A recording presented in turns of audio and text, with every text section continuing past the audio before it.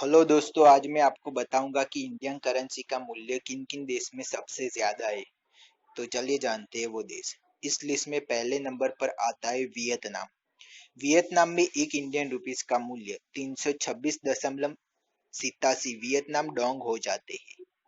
इस लिस्ट में अब दूसरे नंबर पर आता है इंडोनेशिया। इंडोनेशिया में एक इंडियन रुपीस का मूल्य 197.46 इंडोनेशियन रुपीस हो जाते हैं। इस लिस्ट में तीसरे नंबर पर आता है पैरागुआ। पैरागुआ में एक इंडियन रुपीस का मूल्य 90.93 पैरागुएन गुरानी हो जाते हैं। इस लिस्ट में अब चौथे नंबर पर आता है कंबोडिया। कंबोडिया में एक इंडियन रुपीस का मूल्य 97.34 कंबोडियन रियल हो जाते हैं, जो कि इंडिया के 97 रुपये के बराबर होता है। इस लिस्ट में पांचवें नंबर पर आता है मंगोलिया। मंगोलिया में एक इंडियन रुपीस का मूल्य 38.40 मंगोलियन ट्रगिक हो जाते हैं। अब इस लिस्ट में छठवें नंबर पर आता है साउथ कोरिया। साउथ कोरिया में एक इंडियन रुपीस का मूल्य 16.49 साउथ कोरियन वॉन हो जाते हैं, जो कि इंडिया के 16 रुपये के बराबर होता है। सातवें नंबर पर आता है चिली। चिली में एक इंडियन रुपीस का मूल्य 10.75 चिलियन पैसो हो जाते हैं। इस लिस्ट में आठवें नंबर पर आता है कोस्टा रिका।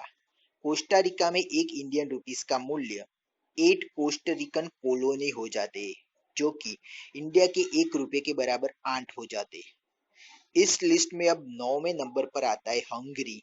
हंगरी में एक इंडियन रुपीस का मूल्य 4.70 हंगरियन फोरिट हो जाते हैं, जो कि इंडिया के 1 रुपये के बराबर 4 गुना हो जाता है। इस लिस्ट में 10वें नंबर पर आता है अब हमारा पड़ोसी देश, जो कि आप सब जानते ही श्रीलंका। श्रीलंका में एक इंडियन रुपीस का मूल्य 2.56 पैसे हो जाते हैं, श्रीलंकन रुपीस हो जाते हैं, जो कि इंडिया से दुगना हो जाता है। इस लिस्ट में 11वें नंबर पर आता है हमारा पड़ोसी देश पाकिस्तान। पाकिस्तान में एक रुपीस का मूल्य 2.19 पाकिस्तानी रुपीस हो जाते हैं। अब इस लिस्ट में 12वें नंबर पर आता है आइसलैंड। आइसलैंड जो कि बहुत ठंडा देश है। इस देश में एक इंडियन रुपीस का मूल्य 1.73 आइसलैंड कोरोना हो जाते हैं। इस लिस्ट में 13वें नंबर पर आता है हमारा पड़ोसी देश नेपाल। नेपाल में एक रुपीस का मूल्य 1.60 नेपालीस रुपये हो जाते हैं। अब लास्ट में 14वें नंबर पर आता है जापान। जापान में एक इंडियन रुपीस का मूल्य 1.55 जापानी येन हो जाते हैं।